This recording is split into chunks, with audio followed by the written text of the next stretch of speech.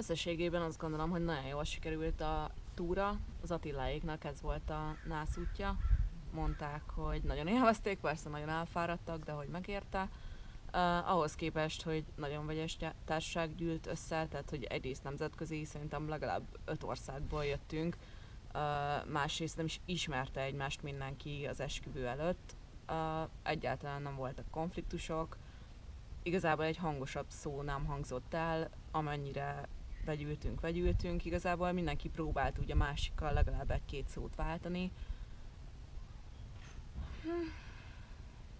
Kis betekintést nyertünk az amerikai neo-hippi kultúrába. Abszolút, tényleg nagyon jó volt, és ahogy azt már elmondtuk az előző videókban is, gyönyörű helyeken jártunk. Tehát persze voltak apró nehézségek, meg kényelmetlenségek, a éjszakai szűk hely, pár ember horkolása, vagy az utolsó éjszakai lábszag, de ez inkább csak egy ilyen vicces adalék most már megemlíteni, de úgy közelébe se ér annak, amit így átéltünk, megtapasztaltunk, megláttunk. Szóval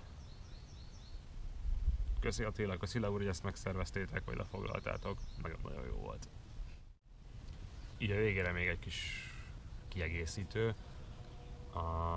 Elképesztően jó helyeken járunk, és nagyon szerencsésnek érzem magunkat, hogy ezt a túrát így meg tudjuk csinálni.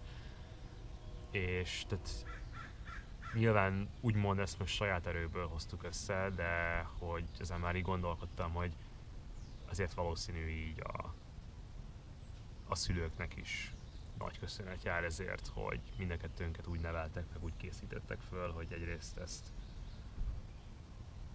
hogy meg tudtuk teremteni az alapot ahhoz, hogy ilyen túrára eljöhessünk, és hogy meg volt bennünk a bátorság, meg a kellő kíváncsiság arra, hogy ezt így megcsináljuk, és pörögjünk, és haladjunk, szóval köszi anyu, köszi apu.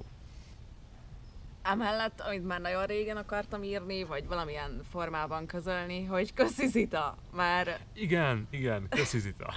Na, Zita az az ember, aki nélkül valószínűleg nem tudtunk volna elindulni. Ő az, aki most vigyáz az állatkáinkra. Igen, ő lakik a lakásunkban.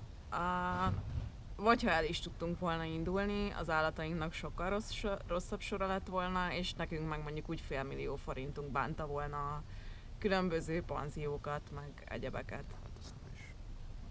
Úgyhogy... Szóval igen, köszönjük Zita, hogy most támogatsz minket, és köszönjük szülők, hogy eddig és ezután is támogattatok, és hogy ez így meg tudjuk csinálni. Szóval ennyire tartunk.